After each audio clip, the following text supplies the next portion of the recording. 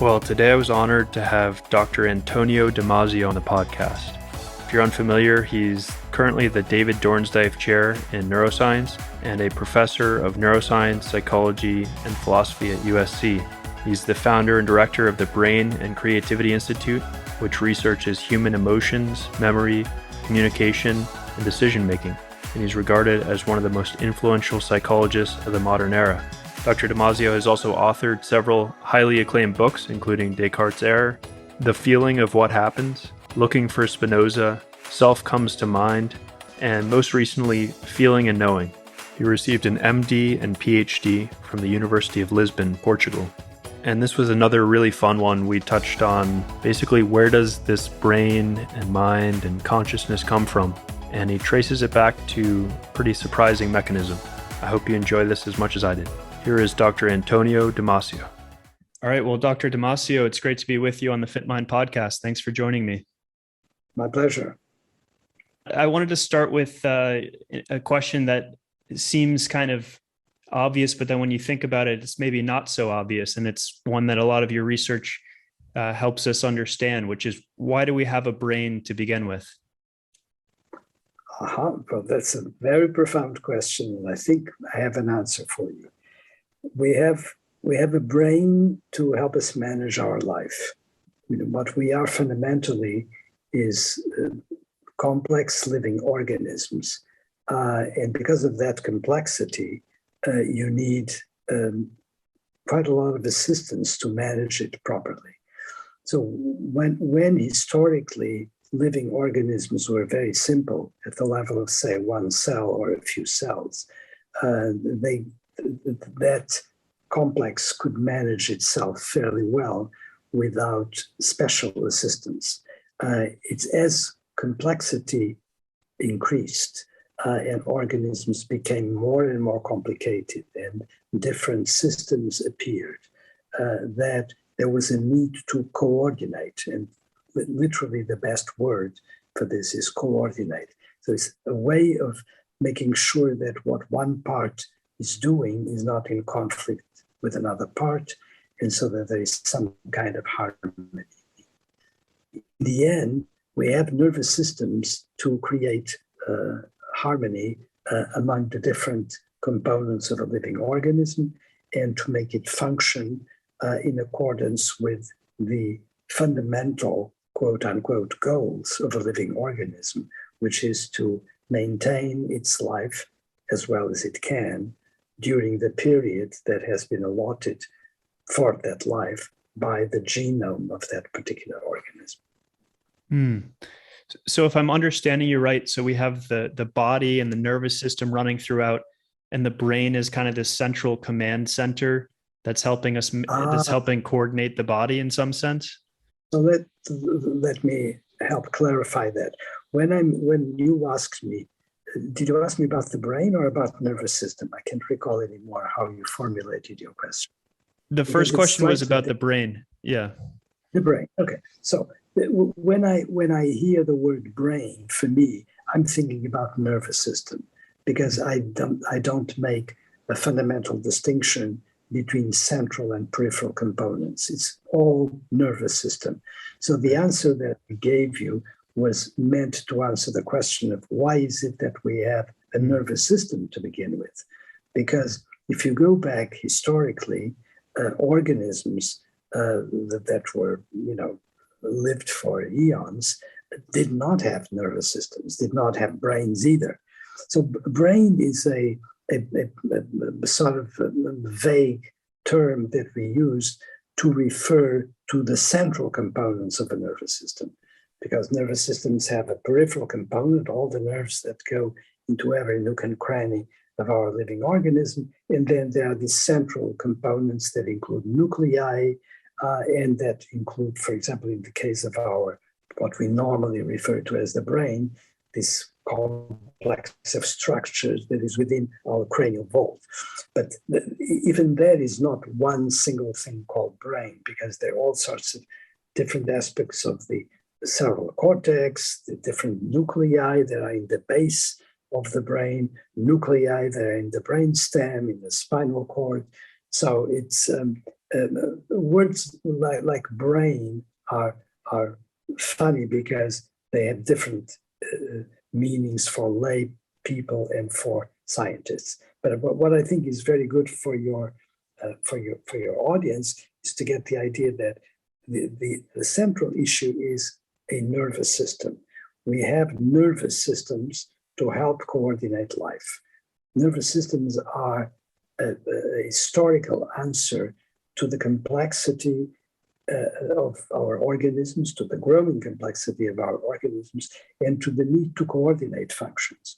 And within that nervous system, you have both peripheral components, all the nerves that I was talking about, the ones that go out to our every component in the body, and the ones that come back from every component into this central nervous system, of which the brain is a sort of general term to designate that central complex.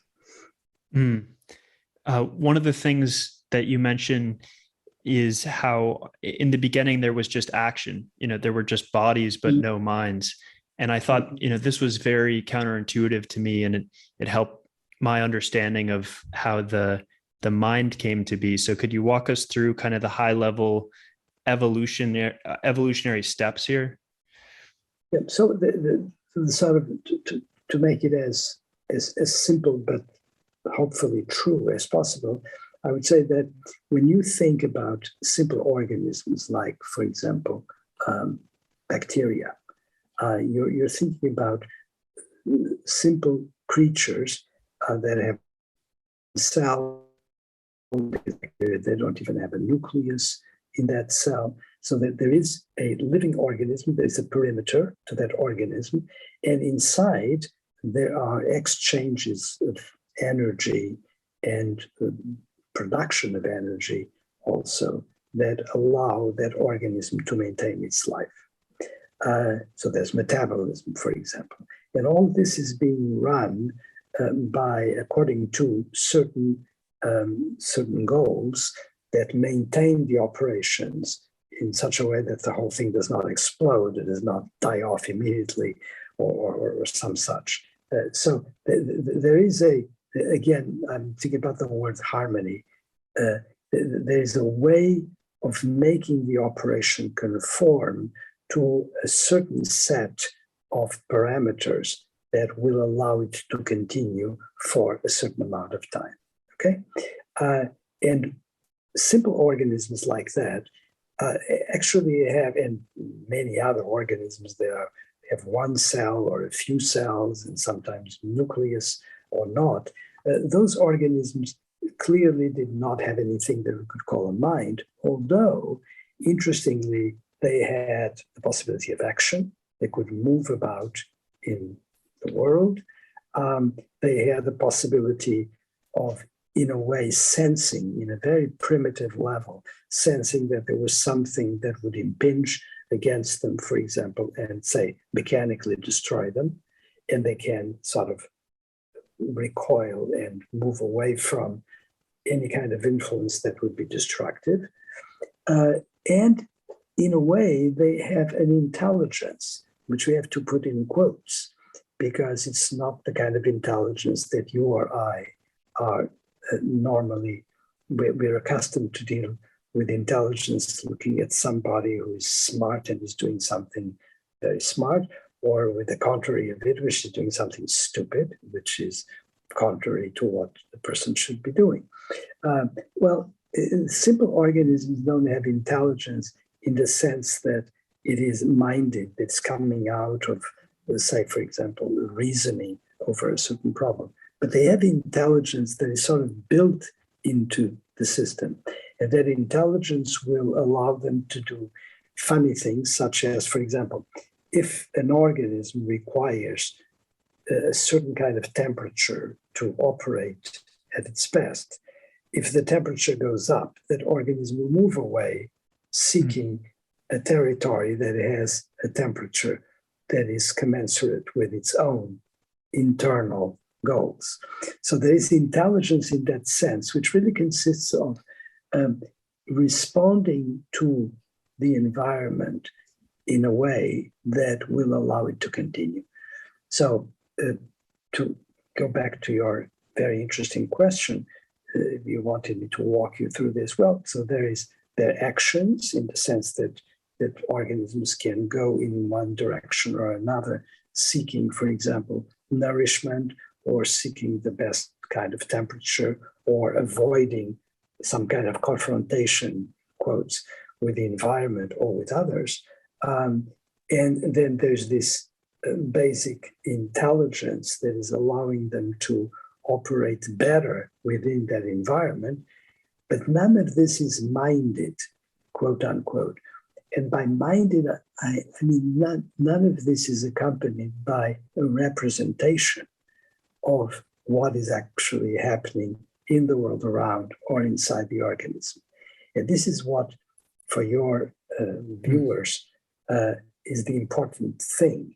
And when we think about a mind and we think about intelligence that is minded, we think about this possibility of representing internally what is going on inside of us or what is going on around the world. So, for example, right now I'm looking at you and I am representing you. So in my mind, there is a picture, actually not a picture, a movie, because you're moving as well. There is this representation of you physically.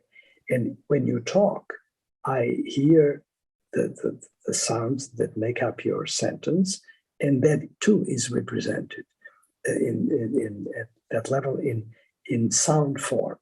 And if you were playing music, I would listen to that. And at the same time, in my mind, I have not only you on the screen right now, I have your words when you speak, and I also have me, because I'm here too. So, and the representation of me is actually probably the most intriguing and the one that people have a harder time picturing, because it's a representation in terms of feeling. I'm not preoccupied with representing my heart or my lungs or my guts right now, but I am constantly, inevitably representing the feel that I have of my body being alive. Curiously, we pay very little attention to it, which is too bad. So that's why it's so important for us, for example, to meditate, because it allows us to get a richer picture of our representations. The scope enlarges. Most of the time, people go through life representing the outside world and reactive thoughts to the outside world without ever even noticing that they are there and that they are the support. Their living bodies, are the support for all this system of representations. And that's why the notion of mind and the notion of minded is so important, and making a principal distinction between what is minded and what is not is so critical. So when you see, or when you don't see, because you actually have to have a microscope to see, when you see creatures that are terribly small, they are, as I said, they have their little intelligence, which is not so little, but nonetheless, they have their intelligence, they have their metabolism, they're ruled by homeostasis, this set of goals and parameters that allows it to be living, but there is no mind inside that. Mm. Something that is also very interesting for you and for your viewers and listeners is that size is not necessarily the most essential thing here, because of course the size of bacteria or paramecia or what have you is very, very small, and you need a microscope to see them. But when you see, for example, a fly, a very small little organism, but guess what? It's a very complex organism that actually has a nervous system, and I would bet, although that's would be debatable, that those organisms have a mind. So I think there's something like the mind of a fly, and their mental aspects that allow it to govern its life, in distinction from, say, the bacteria in Paramecia. So I've taken you on a rather long spiel about the fact that life is the essential thing. And then if life gets too complicated, it cannot be managed without the help of this coordinating system, which is the nervous system. And the nervous systems, when they get really to the top of the heap in terms of complexity, guess what? They have nuclei and cortices and so forth, and they create what you call the brain, which is how we started this interesting conversation. Right. Yeah, there's a lot there to unpack. And one of the things that strikes me as you're talking about this is just the different levels that have been built off of what was mere feeling tone to begin with. I mean, so you talked about Correct. This very basic approach avoidance software. And then on top of that, we've layered, a visual, let's say, or other representations of the world. And then on top of those, even we might build other representations. For example, I'm seeing your face as color and form, but then on top of that, there's also projections about, based on our interactions together, kind of a sense of you as a person. So it seems like there's different layers being constructed. Absolutely. It's extremely complex. It's extremely rich. It's extremely complex. And I think we need to pay our dues to that complexity and to recognize its complex, and it should not be dismissed in a cavalier way, because it's really a monument of complexity, and that's, of course, in the case of humans, we are, I would suspect, at the peak of that, at that complexity. Yeah, and there's a lot of your research and writing talks about feelings, and I should just premise this, that we're not talking about emotions here. We should probably really define what you mean by feelings, but the importance of feelings and how we're not talking, or we're not paying attention enough to the importance that these give to our representation, our conscious experience. So could you explain where do feelings come from? What are they, and why are they so important? Very good. Right. First of all, thank you for making that very clear distinction to your listeners between emotion and feeling, or at least saying that they're not the same. Because unfortunately, most of the time, emotion is what gets the attention, and people confuse emotion and feeling. And let's start with that fundamental distinction, so that people don't make confusions. When you think about an emotion, for example, fear or anger, you think about a collection of actions that are directed to the outside and certainly visible or audible to others. So you're really talking about actions. Those actions tend to have patterns. There's certain patterns to the way our faces and bodies operate when we are in fear, or when we are angry, or when we are loving. So the important thing is that it's about actions. I like to call emotions concerts of actions. They have a certain score along which they are represented, but they are visible, detectable to the outside world. And if you're having an emotion, you have a lot of trouble hiding that emotion from others, because it's there in your body, it's there in your face, and it's going out in the world in the form of action.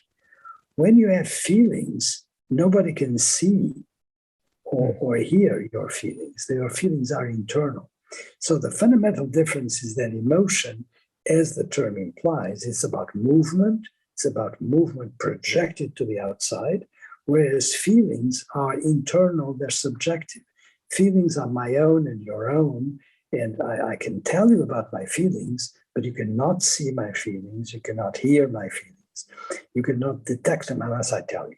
So it's a big difference between subjective material that is private versus external theatrical material, which is in the outside world, which is really what emotions are about.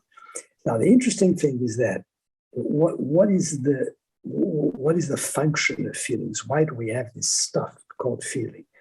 Well, my claim, and this is, by the way, has been my argument for a while, and I make this argument, I think, very clearly in my last book, which is called, appropriately, Feeling and Knowing, How to Make Minds Conscious. And in this book, I explain that probably the first row of feelings and the first kind of feelings that we had were feelings about our own body. Guess what?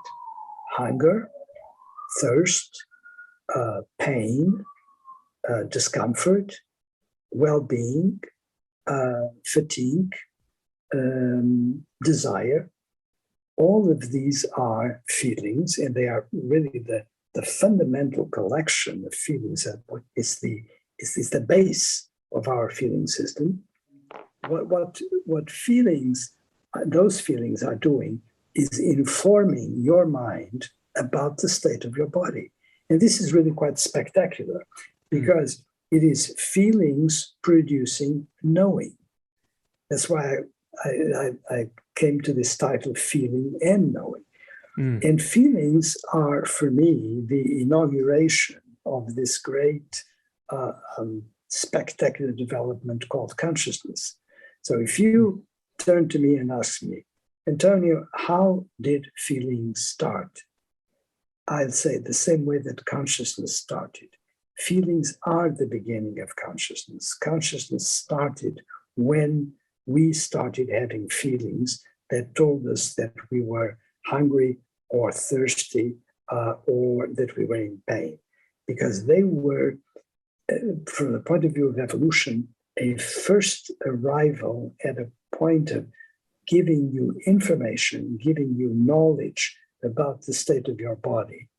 And that, of course, is absolutely critical.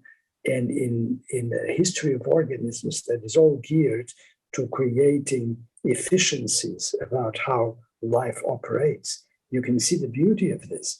If when you are in a certain state, you are, for example, running into low on your energy, it's very wonderful to have this thing called hunger that can tell you that you need to go out and eat, or you're getting dry and you need to go out and drink. So I think these two things were combined, consciousness and feeling, one giving rise to the other. And then, of course, if you are conscious of your own needs in your own living body, you're entirely open to many other kinds of consciousness, which have to do with what you see or what you hear. Because as nervous systems developed and became more complex, we were able to hear or to see or to touch. And lo and behold, when we did that, depending on which state we were in, which could be a state of well-being or a state of hunger or a state of desire, everything that was around us could be connected and be appreciated together with that fundamental feeling state. So that's why feeling is so fundamental. It is your base. You start with feeling when you have organisms that are complex enough to require a nervous system, and that nervous system needs to run the controls of this organism. Otherwise, you're just going to die. And that's why it's there. And so feelings and consciousness are sort of assistants to the process of life regulation within an organism.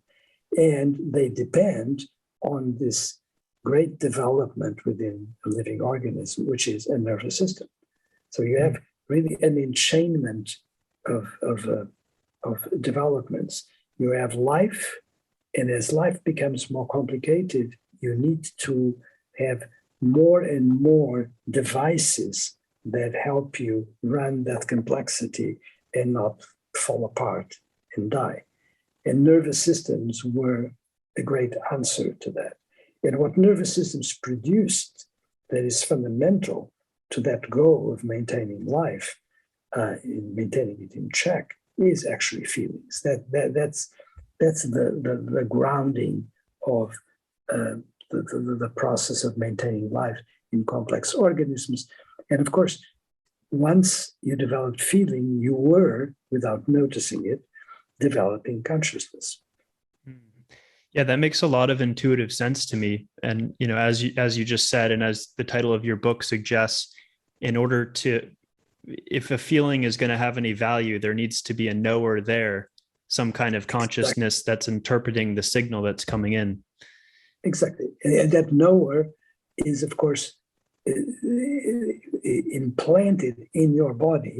It's so interesting because it makes sense. Feeling and consciousness makes sense because you need to regulate an organism that has become too complicated to just run on its own plain devices.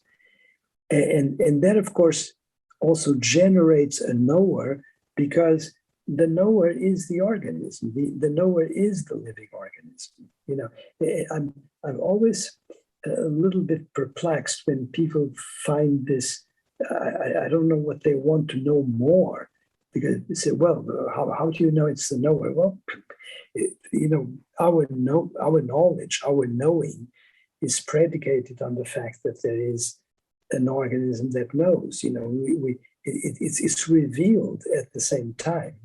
You have a feeling of thirst, and that thirst is connected to a certain organism that is thirsty, and a certain organism whose metabolism requires molecules of water at that particular point. And it's all that single organism. And that organism, of course, happens to be the knower. The feeler and the knower are one and the same. I don't find this terribly complicated, provided you start from the right point. Now, of course, if you start from the top down, you may start to think that consciousness is related to vision or to hearing, which, by the way, many remarkable people before me have thought. But I think that that's just wrong, and you're not going to go anywhere with your search for consciousness from the outside world. No, consciousness is about the inside world. It's about who we are as living creatures. I'm hearing a lot of this through the context of meditation. And one of the reasons your work really excited me is that there's a big emphasis on feeling, or the Pali word is Vedana, feeling tone, this positive or negative feeling that then gives rise to craving and clinging and eventually a lot of our mental suffering. And really the advice is, if you can notice more carefully just the pure feeling itself, just the feeling tone, then you can observe that with equanimity, and there won't be the reaction piled on top of it, because a lot of our feelings are basically maladapted in the sense that we'll layer a lot of mental suffering on top of them rather than just responding to a pure biological stimulus the way that it would have once been adaptive.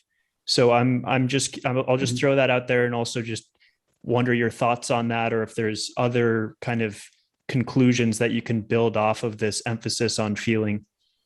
Yeah, well, I think that also, I mean, well, obviously we share a strong interest in feeling, so we're mutually preaching to the converted. But it's really quite remarkable, because when in typical circumstances, I remember growing up and seeing people around me that were quite oblivious to their feelings. There's no question that they have them. But most of the life was directed to the outside world. What counted was the events that were occurring in the outside world, and they were running the mental events of those persons. And of course, this is perfectly true today. You look around, and many people are completely oblivious to the fact that they're feeling, that they have, on occasion they will acknowledge pain, for example, or they acknowledge their feelings in a very roundabout way, which appears couched as a crisis of some kind or a problem of some kind. And yet all of that has developed from, as you pointed out, from those mismanagements that have occurred in daily life when you are distracted, when you don't listen to what is actually happening in your organism. Another thing that comes to mind is that not paying attention to your own feelings and not allowing them to give you, proper information is a good recipe to not pay attention to the feelings of others. How can you pay much attention to the feelings of others if you don't recognize and pay attention to your own? And that, I think, makes for impoverished relations with others. Obviously, there have to be limits, but you don't want to spend your entire life just concerned with your feelings. That would be a rather maladaptive solution to problems. But you want to pay attention to them enough that you can recognize them in others, because then you have a much better chance of not making mistakes when you're dealing with others. I mean, even from a self-serving point of view, if you understand your feelings and you understand the feelings of the other, you're more likely to get what you want in life than if you don't. And of course, you can take the even better view, which is, if I understand the feelings of others, I can help them, and I can help those people that are coping with, say, negative feelings, and make life better for them, which is, of course, the preferable option.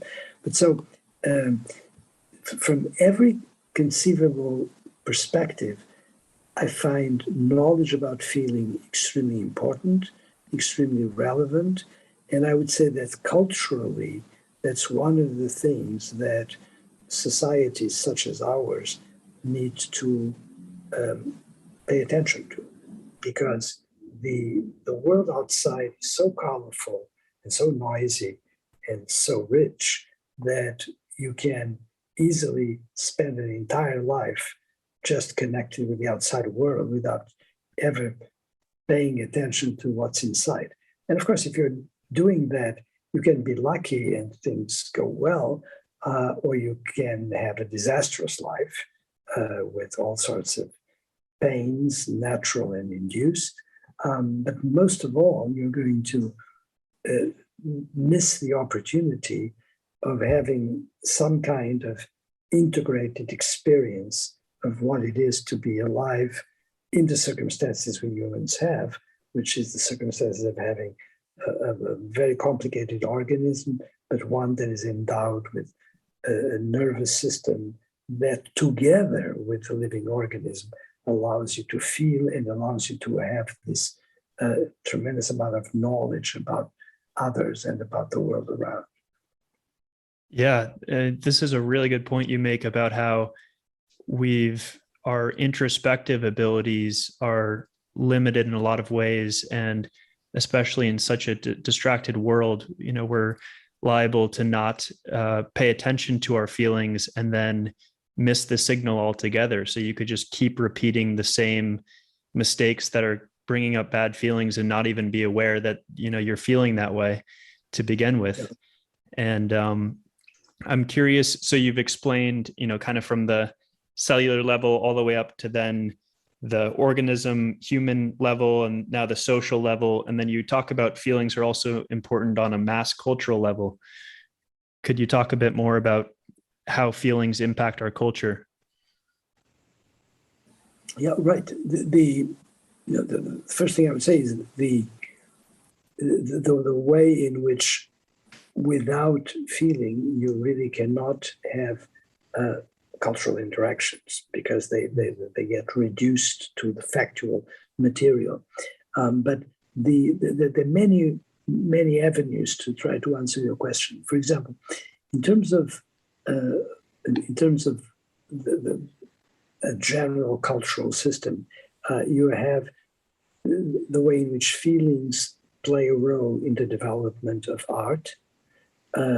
Clearly, art has been a response by feeling persons, a response to the state they're in. Whether we're talking about music or painting or sculpture or poetry, literature in general, the motive behind those developments, as far as I can understand, generally comes out of some feeling. And the feeling can be a very positive one, can be a feeling of elation, admiration for nature or another person, or it can be suffering. Quite commonly, it's actually suffering. And so a very strong motivation of artistic developments comes from suffering. You might say, well, say comedy in theater, actually not from suffering, it's from joy, but I actually doubt that. I think that even comedy, even farce, very often comes out of pain that is expressed or finds its way in generating something that could counter that pain. But then there's more.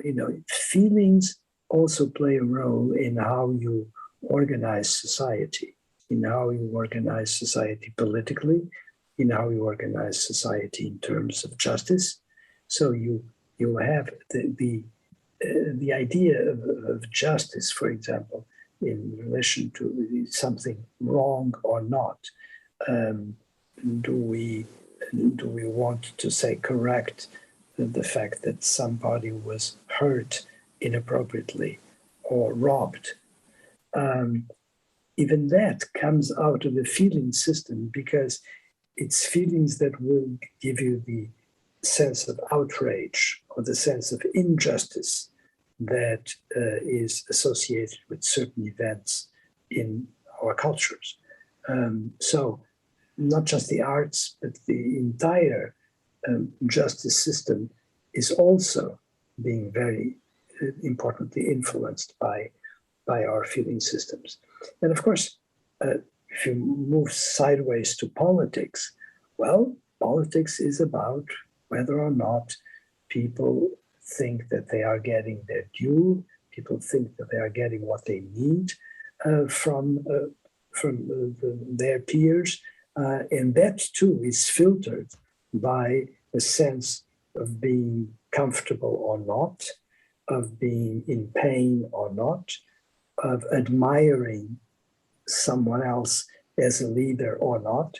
So it's difficult to see actually where in our cultural life feelings would not play a role. It's not that they play a role here and there, it's that they play a role everywhere. They are in the background of all of that. And once again, to go to what we discussed earlier, so often people just ignore this because, again, if you open a newspaper, what jumps at you is the facts, or what people think are the facts. So it's what happened, the facts of the prices, the facts about the economy, and so forth. And we are totally dominated by that huge amount of material, that huge amount of data they have to do with the facts. And yet, the only reason why we're even discussing those facts and details is because of the role that they play in our feelings. Otherwise, we wouldn't give a damn. Why bother? So all of those things are sort of a great constructions that mask the reality of life and its needs, and which are fundamentally expressed by feeling. So it's all about either the life of the individual or the life of the group or the life of the community. And you cannot, the bridge between life and the rest of the world is through feeling. And of course, through consciousness automatically. I hope this makes sense to you. it makes a lot of sense. And I guess, it makes me think about evolution of our species too, and where we're headed in technology. And I know you've done a bit of work around Yeah. machine learning. So I'm curious how we can apply these theories to making machines more intelligent or, uh, building basically conscious machines. Interesting. Yeah, that's an excellent question. The point there is that the when we look, for example, at the world of robotics around us, it's a very interesting world. People created with their intelligence, they created these machines that are capable of operating quite efficiently and do a job. But it's quite obvious that when you look around them, that they are not intelligence in of themselves. The intelligence they have is sort of in quotes and is related to a particular job that they were supposed to do, and that their inventors ask them to do. But they are rigid. They are not adaptable to the things that are coming their way. They're supposed to do their job, and that's what robots do. And we should be thankful that there are such devices. Now, one thing that occurred to us, and this is actually work that I did together with one of my that first student and then postdoc and colleague in faculty, and his name is Kingston Mann. The idea, what we thought is this: wouldn't it be interesting if instead of having a rigid machine that is intelligent but rigid, if you would introduce paradoxically a little bit of vulnerability, if you would make that creature vulnerable by using not rigid materials but soft robotics, for example. And might that vulnerability within a more complex system actually give it the possibility of developing some intelligent way on its own to cope with the problem? So that in a very simple way is the issue. It's introducing vulnerability in something that is rigid and invulnerable, in the hope that that vulnerability would lead to, provided you have a way of computing things, would lead to a smarter way, an innovative way of dealing with a problem. And of course, the inspiration for this is the fact that we have been vulnerable all along, and our great intelligence, the intelligence of humans and the intelligence of even other creatures before us, is an intelligence that was always based on vulnerability, because what we have been trying to do is always stave off disease and death. We've been trying to do everything possible. Why is it that we have medicine? Medicine developed once we gathered knowledge about what to do with medications, surgeries, and so forth, with the role of covering up for the enormous weaknesses of our bodies for as long as that's possible. So it was this idea. And of course, this is something that, of course, for many people in the world of artificial intelligence is just a complete exotic thing. I mean, why would you do that? If the machine is perfect already, why bother to make the machine weak? And of course, but at the same time, the people in the world of machine intelligence that think that this is actually a good idea. So, it's something to be debated, and we'll see what happens in the future. It's fascinating, and it makes a lot of sense, because our intelligence, it seems like, came from this, as you're describing it, this struggle for survival, really, this Exactly. desire to maintain homeostasis in a world that's constantly changing. Absolutely, yeah. No, so I think it makes logical sense. We'll see what happens. Very good. So I just have a couple of rapid fire questions for you that we do at the end of every interview. And the first is, what's your most surprising finding to you personally from your research? Oh my God. most surprising finding. Well, I think that there's one general surprising finding, is that I never thought when I started my research that the effects of feeling would be as powerful as they are. I started, precisely from the point of view that I now criticize in others. I was very cognitive, and I was very interested in the visual system, for example. I was very interested in language. Those were the beginnings of my scientific career, and I was quite surprised by how powerful feelings were. I would say that that's the main surprise, but it's a very old surprise. Yeah. And is there any Next research? question. And is there any research in particular that you're most excited about for the future? Yes. One of the things that first of all, I think that we have a chance of understanding consciousness from a biological point of view, and stopping, this idea that you cannot understand consciousness, that it is a mystery that is unsolvable. I think that's something that I would like to see disappear, and I think that we have a convincing way of arguing and saying that consciousness is in fact resolved through feeling in terms of what it is fundamentally and what it is for, which are two different things.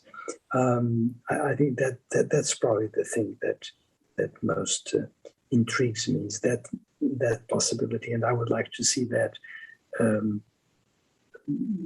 explained and discussed and hopefully accepted, so that people are don't make a mystery where it isn't, where there's no mystery anymore. Yeah, well, I mean, that's certainly one of the biggest questions of science, this hard problem of consciousness. Yeah. And it's exciting that your research is really getting at the heart of that. My last question for you that I asked everyone is that you have a 15-second commercial that goes out to the world with a message for everyone. What would you like everyone to know? What would you say to everyone that might help them?